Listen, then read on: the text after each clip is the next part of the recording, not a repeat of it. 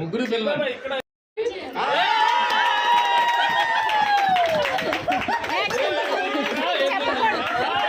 చెప్పకూడదు, ఇప్పుడు తనే తీసుకోవాలి.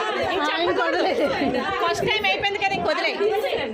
మళ్ళీ వేయాలి, మళ్ళీ వెయ్యి, మళ్ళీ వెనక్కి వేయాలి. చూడు చిన్నుడు మహిమ బైబిల్ మీద చేయి పెట్టి అమ్మ దగ్గరికి వెళ్ళిపో.